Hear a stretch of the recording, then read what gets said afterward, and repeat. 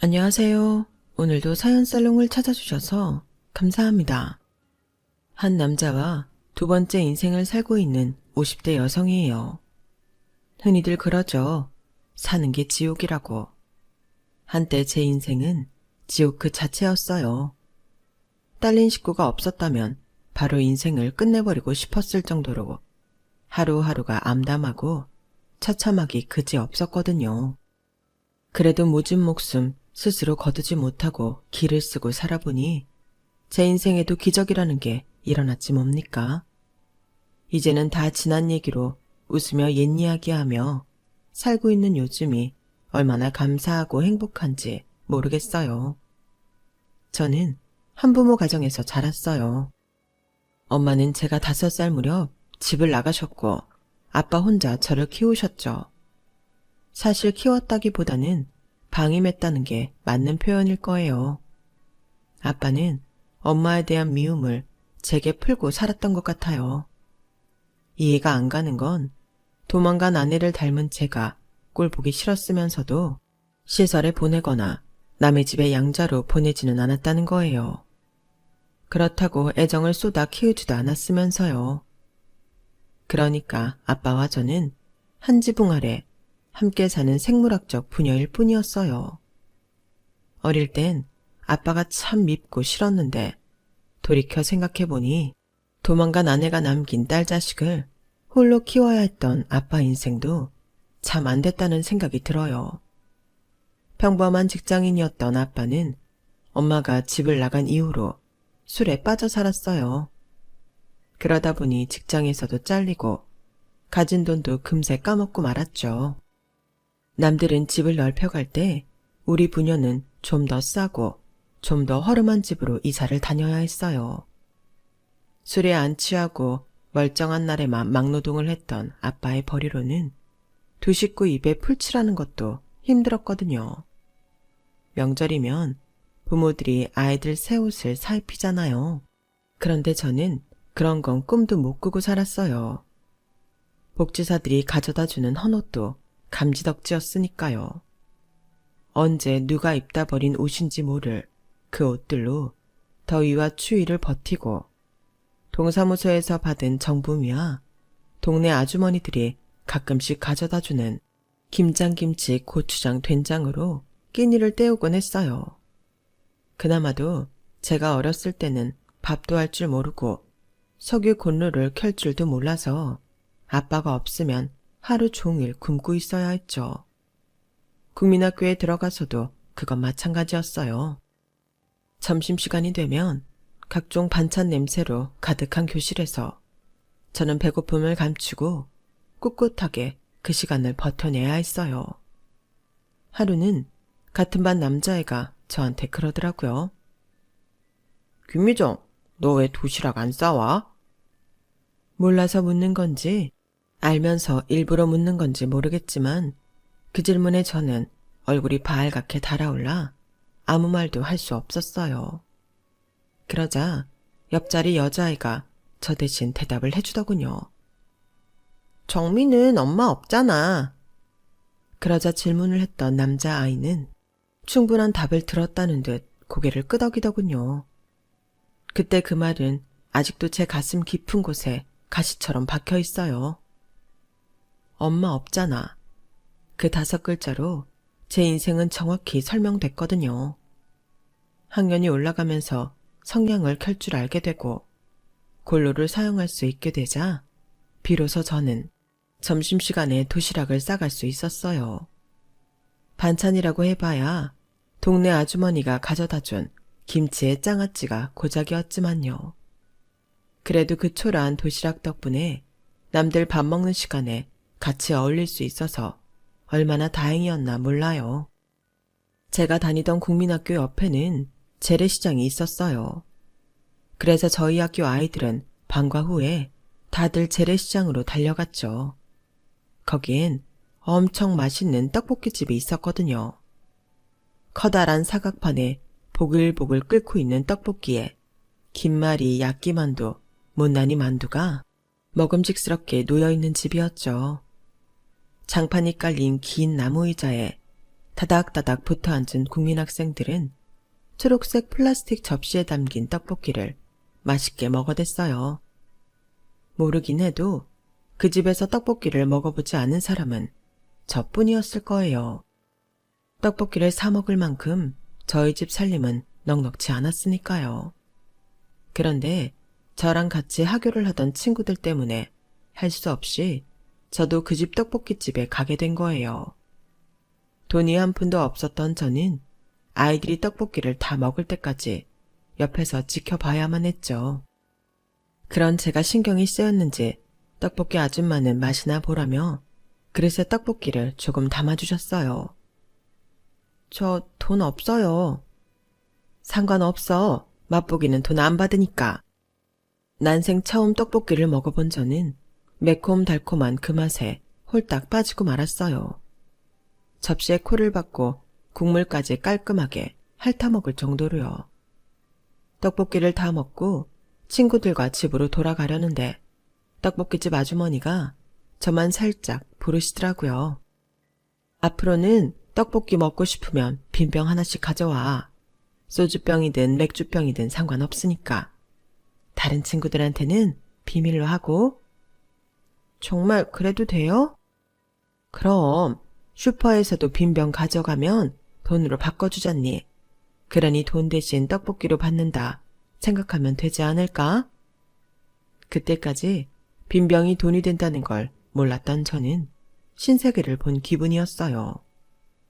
하루도 술을 거르지 않는 아빠 때문에 저희 집에는 빈 소주병부터 시작해 각종 술병들이 잔뜩 있었거든요.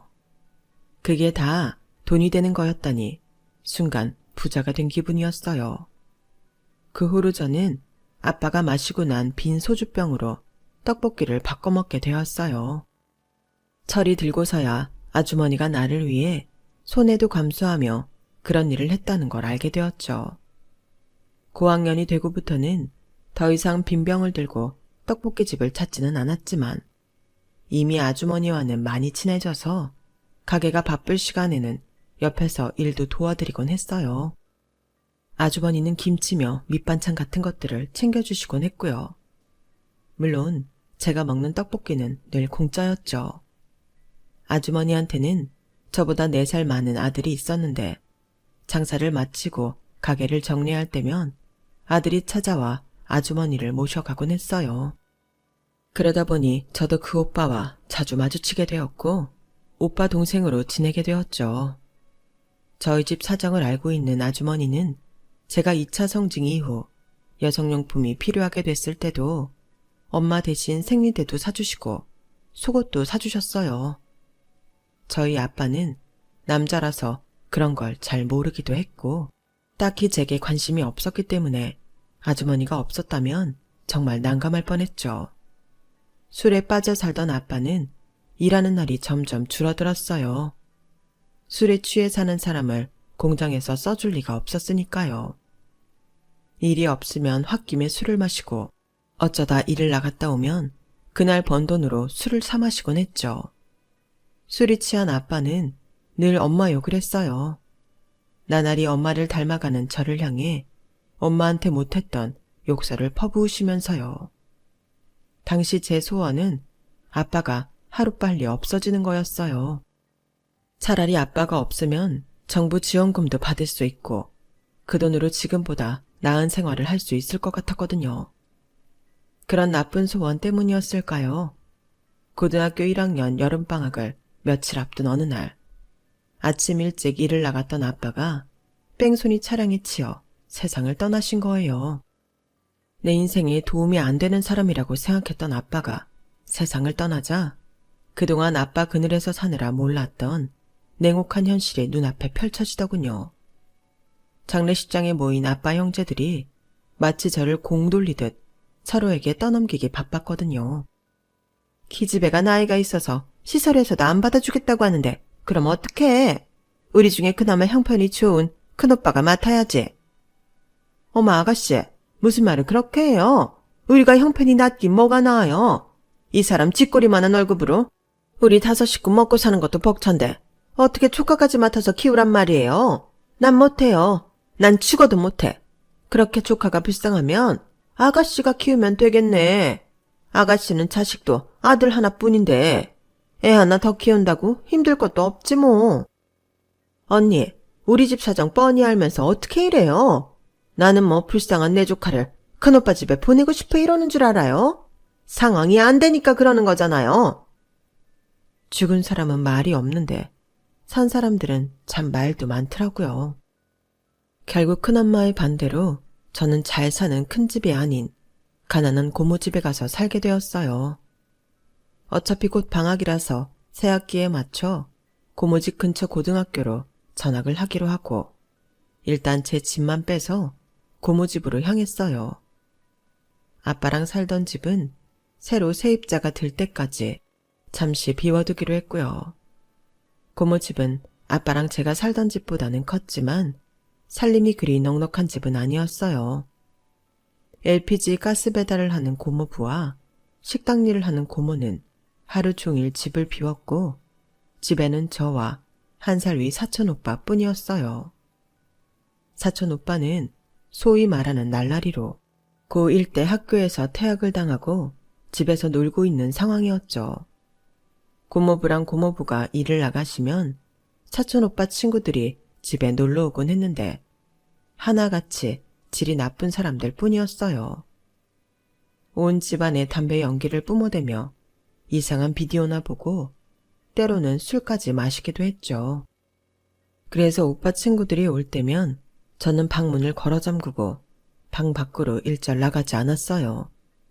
그러다 한 번은 화장실이 급해서 방문을 열고 나왔는데 사촌 오빠 친구 중 하나가 화장실까지 저를 쫓아오지 뭐예요. 안 그래도 집에 올 때마다 저를 느끼한 눈으로 쳐다보는 게 소름이 끼쳤는데 그날은 더 집요하게 치근덕거리더라고요. 그런데도 사촌 오빠는 말릴 생각은 않고 친구들이랑 키득거리며 웃고 떠들기만 하는 거예요. 그러면서 한다는 소리가 미정아, 수창이가 너 마음에 든다는데 이참에 사귀지 그러냐? 보아하니 사촌 오빠는 저한테 치근덕거리는 놈한테 찍소리도 못하는 꼬분 같더라고요. 말이 친구지 라면 심부름이며 담배 심부름까지 죄다 하는 걸 보니 말이에요. 내가 미쳤어? 이딴 날라리랑 사귀게? 툭하면 남의 집에 와서 술 마시고 담배나 피우는 인간이 뭐가 좋다고. 오빠도 정신 차려. 이런 게 무슨 친구야? 이 사람들은 오빠가 만만해서 부려먹으려는 것 뿐이란 걸 모르겠어?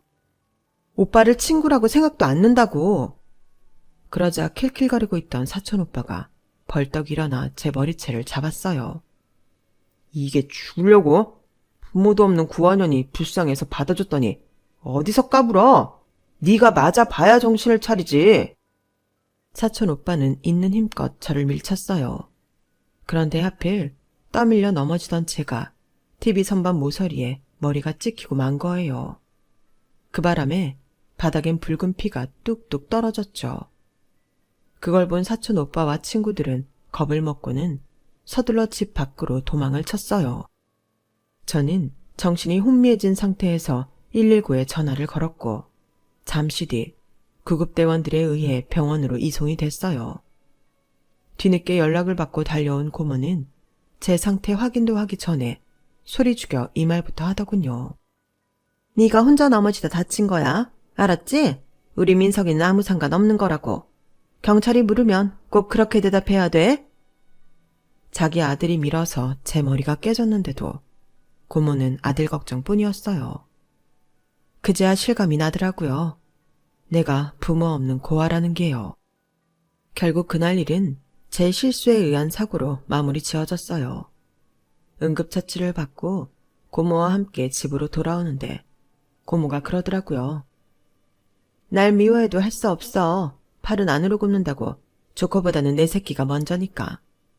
너도 나중에 애 낳아보면 알 거다. 고모와 함께 집에 돌아온 저는 다음날 아침 일찍 식구들 모르게 짐을 챙겨 아빠랑 살던 동네로 왔어요.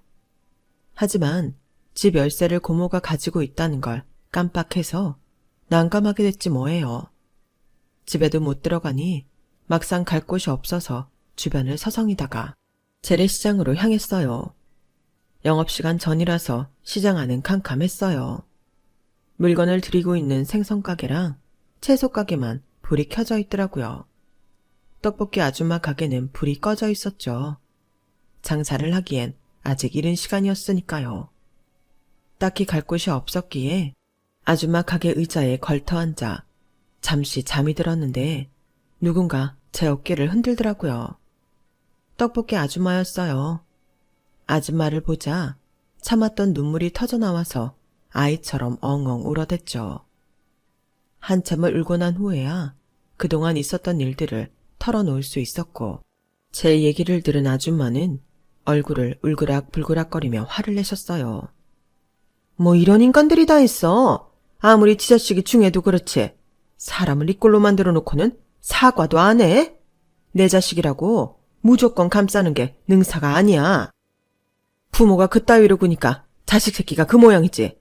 잘 왔다. 잘 왔어. 그딴 집구석에 있을 필요 없어. 아줌마랑 우리 집에 가자. 아주머니는 제 짐가방을 손수 들고는 저를 끌고 집으로 가셨어요. 방도 2개뿐이고 살림도 그리 넉넉하지 않았지만 아줌마 성격답게 깔끔하고 아기자기한 집이었어요. 친척들도 저를 안 맞겠다고 싸우는 판에 피 한 방울 안 섞인 아줌마가 저보고 같이 살자고 하니까 놀라운 마음에 따라오기는 했지만 내가 이 집에 있어도 되는지 잘 모르겠더라고요. 그래서 짐도 못 풀고 망설이고 있었더니 아줌마가 그러시는 거예요. 아줌마는 어릴 때 전쟁으로 부모님을 잃었어. 까딱하면 길바닥에서 굶어 죽을 뻔했는데 그때 인심 좋은 노부부 덕분에 지금까지 이렇게 살 수 있었지. 난 그때 헐벗고 굶주린 내 배를 채워주고 학교까지 보내주신 그분들한테 입은 은혜를 갚는 것뿐이야. 그러니까 나한테 미안해하지 말고 너도 나중에 네 도움이 필요한 사람한테 대신 은혜를 갚도록 해. 그럼 되는 거야. 당시만 해도 그런 날이 올까 의구심이 들었지만 사람 일은 모르는 거더라고요. 아무튼 고모집으로 돌아가는 건 죽기보다 싫었기 때문에 염치불구하고 아주머니 집에서 살기로 했어요. 얼마 뒤 아빠랑 살던 월세집 주인이 방이 나갔다며 보증금을 돌려주셔서 얼마 안 되는 돈이지만 챙길 수 있었어요. 그 돈을 아주머니께 드리겠다고 했더니 한사코 거절을 하시더라고요.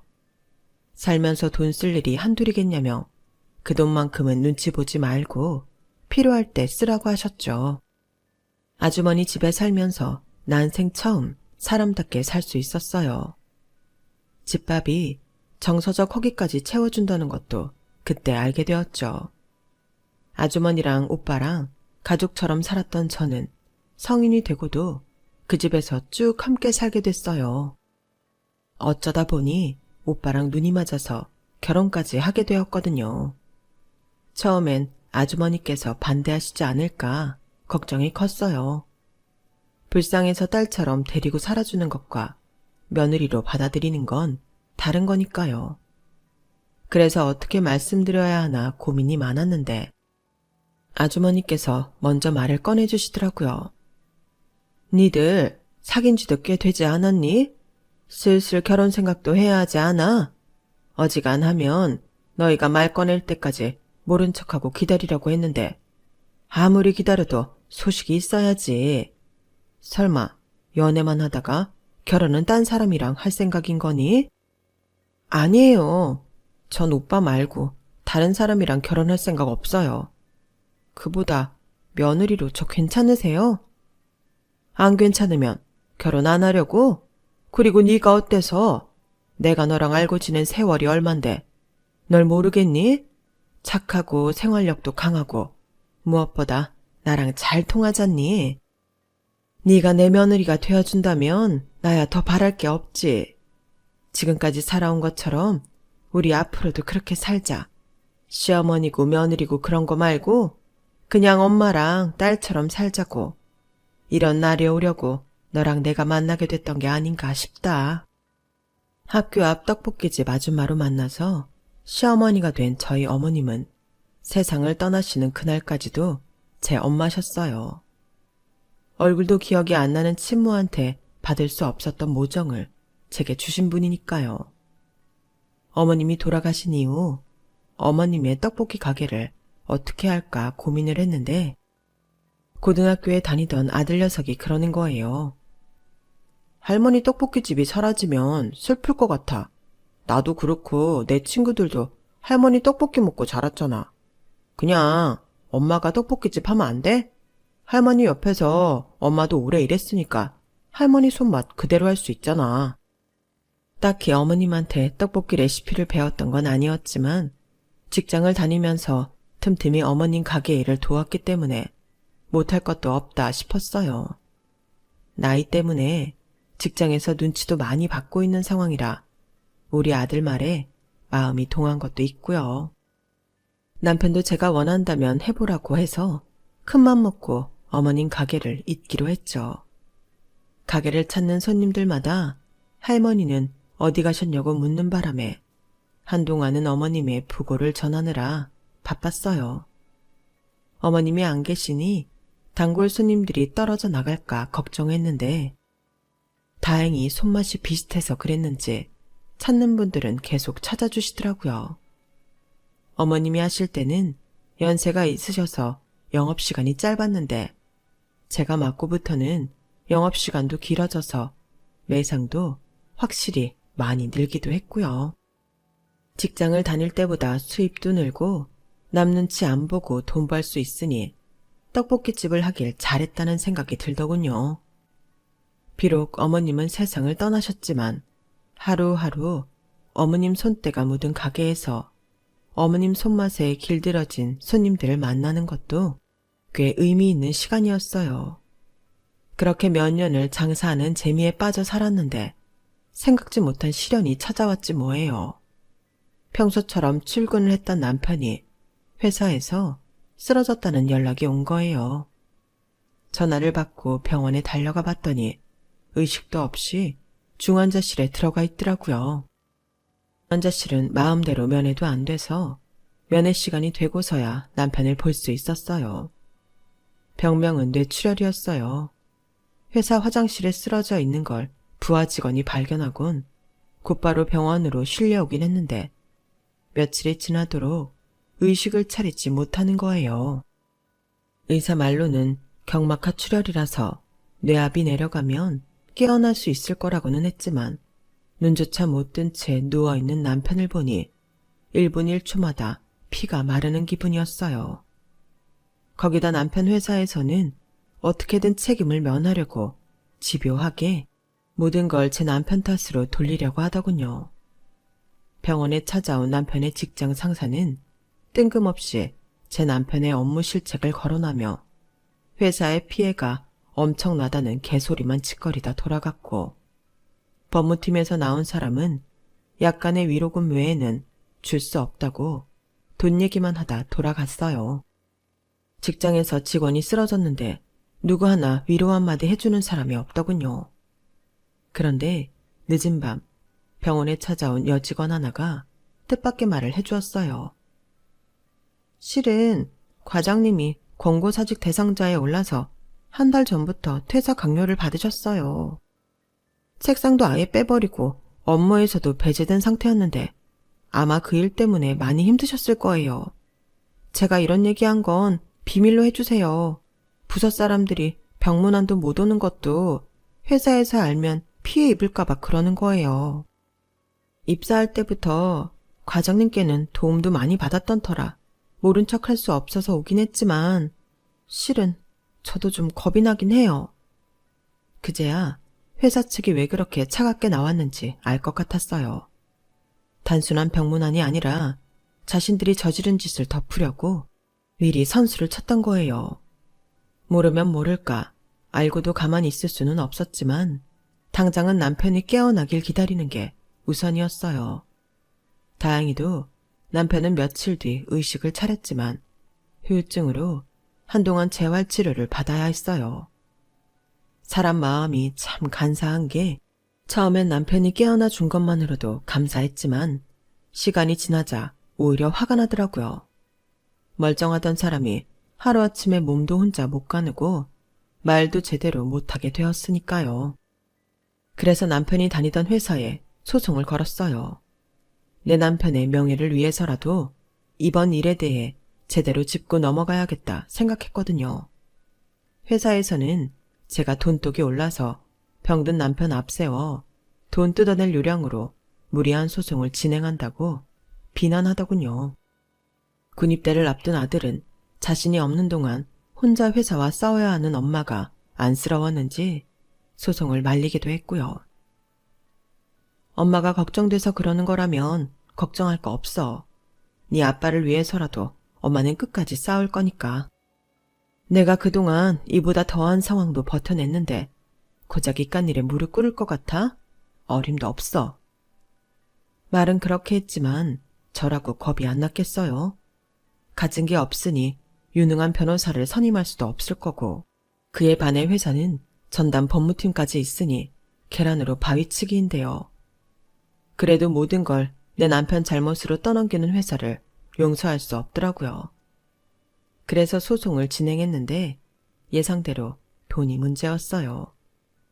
우리 측 변호사는 재판 날짜도 제대로 기억 못할 정도로 우리 일에 관심이 없어 보였어요. 저런 게 무슨 변호사라고 하나 싶을 정도로 무능 그 자체였죠. 제발 신경 좀 써달라고 몇 번이나 찾아가 부탁을 했는데도 한다는 소리가 이 소송은 애초에 진 싸움이라는 말뿐이더군요. 그러면서 돈은 따박따박 받아가는 꼴을 보니 부하가 치밀었어요. 중간에 변호사를 해임하고 다른 변호사를 선임했지만 별반 달라지지는 않더라고요. 그렇게 소송은 돈과 시간만 잡아먹고 승소의 희망은 점점 더 희박해져 갔죠. 남편 치료비에 소송 비용까지 감당해야 했기에 떡볶이 가게 일을 쉴 수도 없었어요.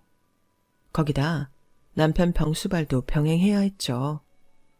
그땐 정말 악으로 깡으로 버텼다고 해도 과언이 아닐 거예요. 그러던 어느 날이었어요. 그날은 남편 치료가 있는 날이라서 점심시간이 한참 지나고서야 가게로 나왔는데 웬 꼬마애가 막 끓기 시작한 떡볶이판 앞에서 침을 꼴딱꼴딱 삼키고 있지 뭐예요.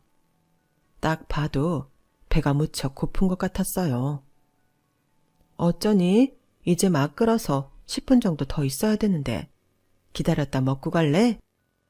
그러자 아이는 대답은 않고 고개만 끄덕이더라고요. 그래서 일단 자리에 앉히고 오뎅 국물부터 한 컵 떠주었죠. 아이는 제가 건넨 오뎅 국물을 후후 불어가며 맛있게 먹더군요.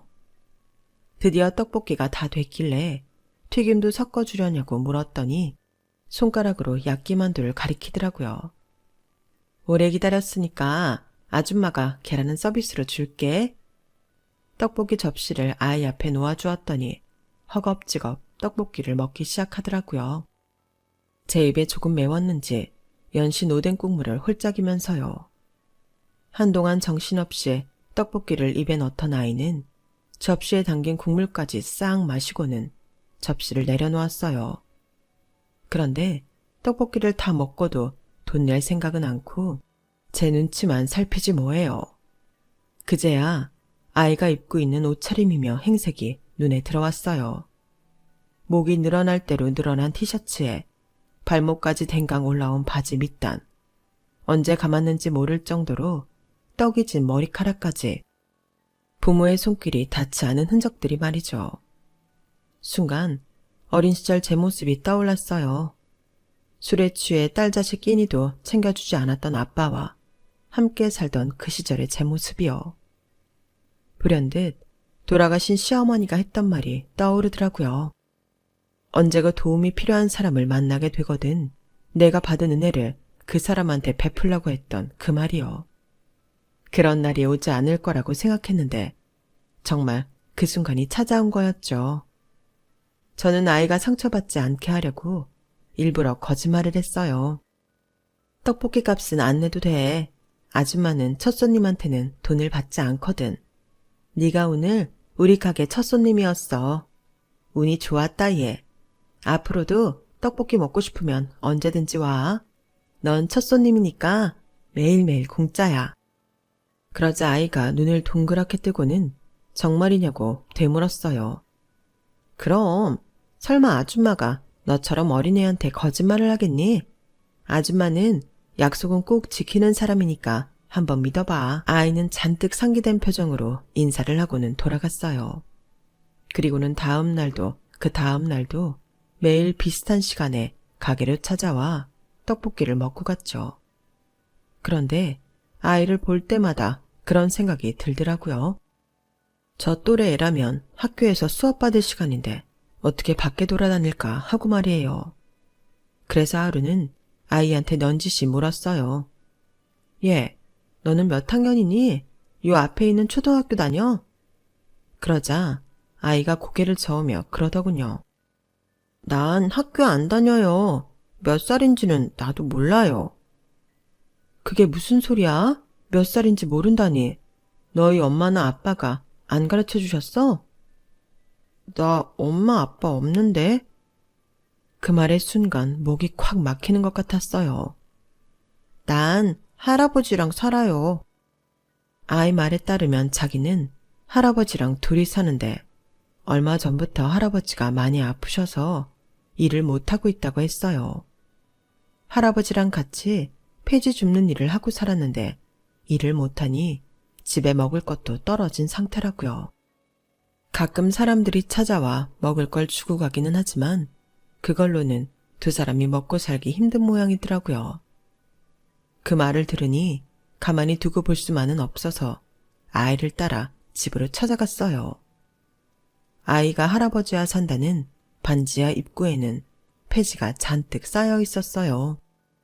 집 안에 들어가 보니 이게 사람 사는 집이 맞나 싶을 정도로 엉망이더라고요. 자리 보존하고 있던 할아버지는 저를 보자 호통부터 치셨어요. 아이 앞인데도 험한 욕까지 퍼부어가며 말이죠. 딱 봐도 정신이 온전치 않은 분 같더군요. 이런 환경에 아이를 방치해서는 안 되겠다는 생각에 그 길로 행정복지센터를 찾아갔어요. 가서 사정을 얘기했더니 직원이 난색을 표하더라고요. 집 앞에 쌓아놓은 폐지랑 악취 때문에 몇 번이나 찾아갔지만 번번이 어르신이 자신들을 쫓아냈다고 말이죠. 아니, 그런다고 애를 그런 집에 그냥 둬요? 그 어린 게 밥도 제대로 못 먹고 지내던데. 애요? 그 집에는 애는 없는데? 우리가 갔을 땐 그 집에 애는 없었어요. 서류상으로도 할아버지 혼자 사는 걸로 돼 있고요. 알고 보니 아이는 할아버지가 사람들 몰래 키우고 있었더라고요. 게다가 두 사람은 피 한 방울 안 섞인 남남이었어요. 폐지를 줍던 할아버지가 길가에 피 흘리고 쓰러져 있는 아이를 데려다 길렀던 거였죠. 아이는 뺑소니 차량에 치인 채 길가에 방치됐던 모양이었어요. 기억도 잃은 상태로요. 뒤늦게 아이의 존재를 알게 된 센터 직원들과 경찰은 아이를 보호시설로 옮겼어요.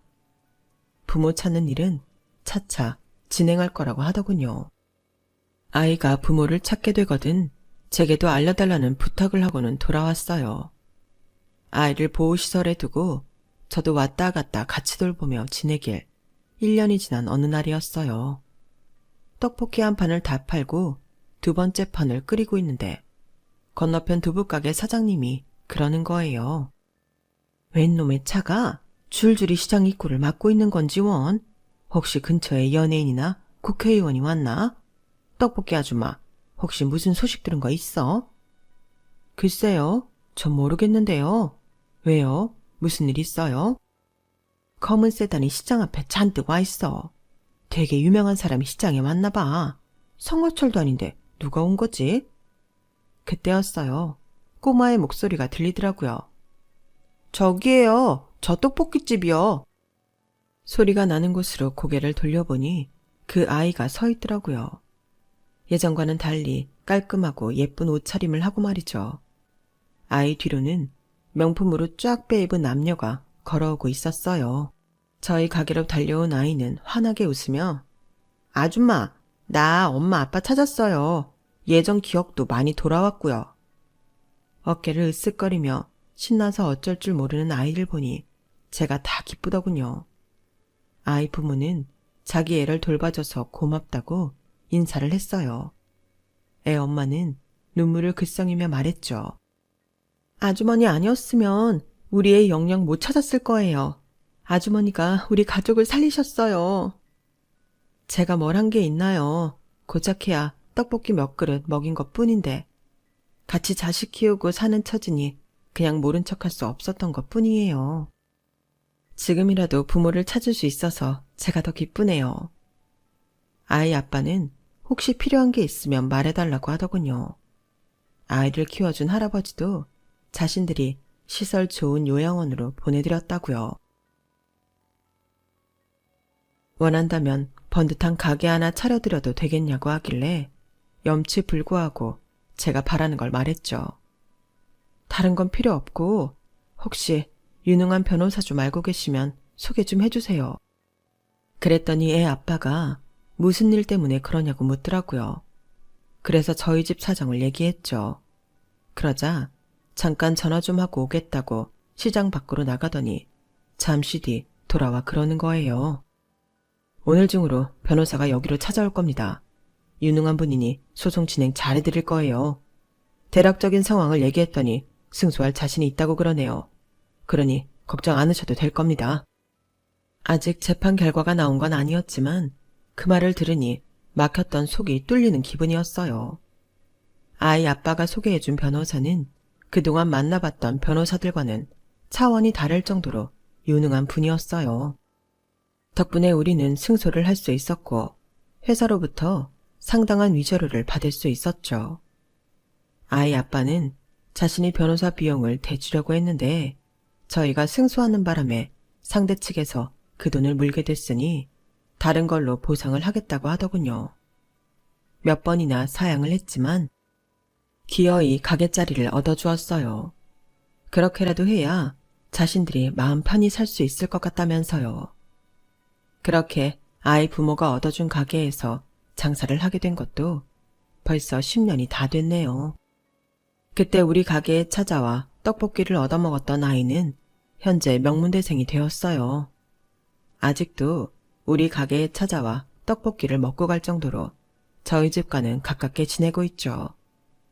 아이 부모도 10년이 지난 지금까지도 명절 때마다 꼬박꼬박 선물을 보내주고 있고요. 짧은 인연이 이렇게 긴 시간 동안 이어지게 될 줄은 몰랐는데 말이죠. 아, 그리고 제 남편은 저와 함께 분식집 일을 하고 있어요. 오랜 재활치료를 이겨내고 5년 전부터는 거의 정상인에 가깝게 생활할 수 있게 되었거든요.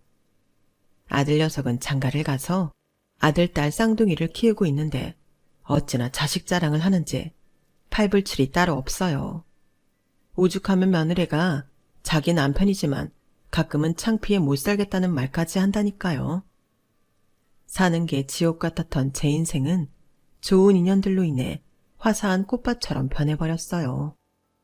지금 이 순간 삶이 고달파서 주저앉으려는 분들이 계신다면 제 사연이 그분들께 희망이 될 수 있길 바랍니다.